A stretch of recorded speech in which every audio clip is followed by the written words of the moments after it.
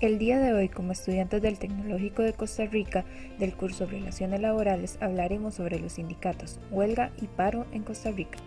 Explicaremos qué es un sindicato. Según el artículo 339 del Código de Trabajo, un sindicato es toda asociación permanente de trabajadores o de patronos, de profesión u oficio independiente, constituida exclusivamente para el estudio, mejoramiento y protección de sus respectivos intereses económicos y sociales.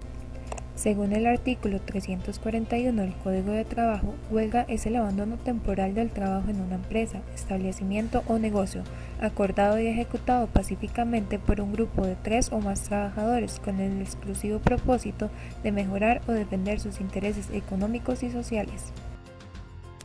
Paro. El paro se define como la suspensión temporal del trabajo ordenado por 2 o más empleadores o empleadoras, en forma pacífica y con el exclusivo propósito de defender sus intereses económicos y sociales comunes. Este comprende el paro total de las empresas, establecimientos o negocios en que se declare. Ahora mencionaremos algunos hechos importantes en la historia de Costa Rica, como lo fue en el siglo XIX, en el año 1888, donde se da el primer movimiento huelguístico legal por los trabajadores italianos de la construcción del ferrocarril al Atlántico. Ellos exigían subsistencia con alimentación y alojamiento.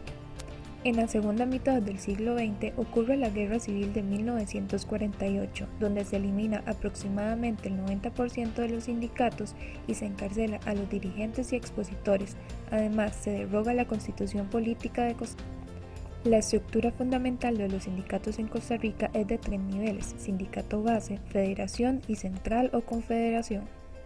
Según el artículo 342 del Código de Trabajo, los sindicatos pueden existir de acuerdo a su constitución. Estos pueden ser gremiales, formados por individuos de una misma profesión, oficio o especialidad.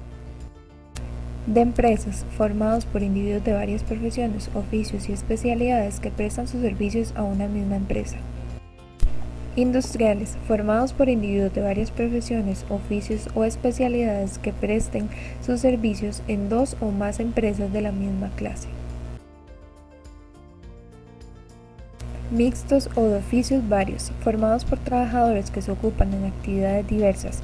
Estos solo podrán constituirse cuando en un determinado cantón o empresa el número de trabajadores del mismo gremio no alcance el mínimo legal. Los sindicatos en Costa Rica se encuentran regulados por el Código de Trabajo y el Código Civil. Ahora hablaremos sobre la huelga y cómo se manifiesta en nuestro país, huelga legal e ilegal. El artículo 371 del Código de Trabajo dice que una huelga legal es un derecho que consiste en la suspensión acordada y pacífica del trabajo, ejecutada por 3 personas trabajadoras como mínimo que representen más de la mitad de los votos emitidos para uno de los siguientes propósitos. 1. La defensa y promoción de sus intereses económicos o sociales. O 2. La defensa de sus derechos en los conflictos jurídicos colectivos señalados en el artículo 386.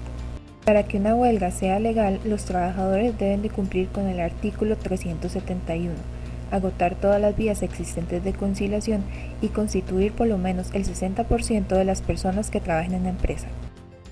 No será permitida la huelga en los servicios públicos como por ejemplo transporte ferroviario, marítimo, aéreo y también labores de carga, además de servicios de salud. Huelga ilegal. Esta termina sin responsabilidad para el patrono con los contratos de trabajo celebrados por los huelguistas y quedan a salvo las sanciones de orden represivo en contra de estos que lleguen a declarar los tribunales. Según el artículo 378, si los tribunales de trabajo declaran que los motivos de una huelga legal son imputables al patrono por infracción del contrato de trabajo y negativa injustificada contra los trabajadores, condenará a aquel al pago de los salarios correspondientes. Las huelgas en Costa Rica se encuentran reguladas por el Código de Trabajo. Ahora hablaremos del paro en Costa Rica y de cuándo es considerado legal e ilegal. Este se declara legal si los empleadores se ajustan a los requisitos del artículo 377 y deben ser ejecutados por más de 3 personas que representen más del 50% de los votos emitidos y dar preaviso de 1 mes. Según el artículo 391, el paro se declara ilegal cuando es un acto malicioso del empleador o la empleadora que imposibilite a las personas trabajadoras el normal desempeño. Esperemos hayan disfrutado de este video. created using Powtoon.